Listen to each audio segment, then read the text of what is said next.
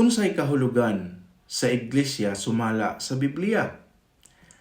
Igsoon daghan karon nga nagaingon nga sila membro sa iglesia. Apan gamay ra ang nasayod kung unsa gayod ang iglesia sumala sa Biblia. Ang uban nagtuo nga ang iglesia kay building, templo o lugar nga simbahan. Apan kung ato kining susihon sa kasulatan igsoon, lahi kaayo ang kahulugan. Unsay giingon sa Biblia?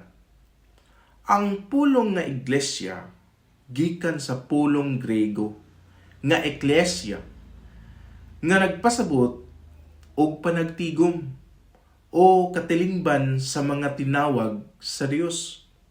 Atong basahon ang Mateo 16:18. Og sa ibabaw niining batuha pagatukuron ko ang akong iglesia. Wala moingon si Kristo nga magtukod siya og building, kundili mga katawhan nga gitawag gikan sa kalibutan aron sa pag-alagad sa Dios. Ang iglesia dili building. Ang building igsoon mahimong gamiton alang sa panagtigom, apan dili kini ang iglesia.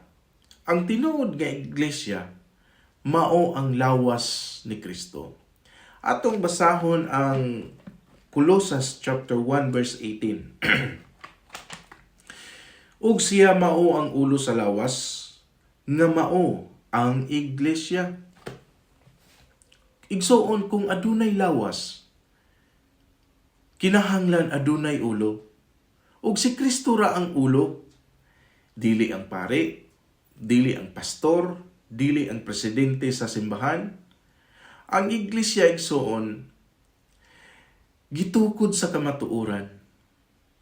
Ang pundasyon sa iglesia dili tradisyon, kultura, reliyon sa tawo, kundili kamatuoran nga si Hesus mao ang Kristo.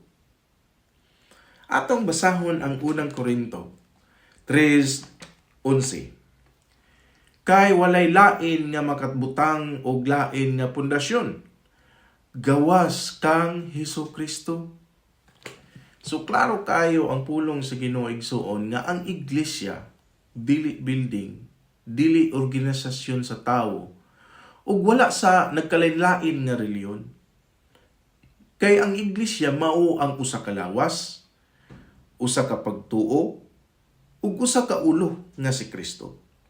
Atong basahon ang Efeso 4:4. Ingon diri, adunay usa ka lawas ug usa ka espiritu. Ang iglesia igsoon mga taong misunod sa pulong sa Dios ug adunay panaghiusa dinha kang Kristo. Karon igsoon ang pangutana, membro ba ko sa iglesia nga gitukod sa Biblia o sa iglesia nga tinukod og tawo? Mayong adlaw kanimo igsoon og palihog kog follow sa ato ang page alang sa sunod nato nga mga videos para sa pagtuon sa pulong sa Ginoo. Ug mayong adlaw, God bless.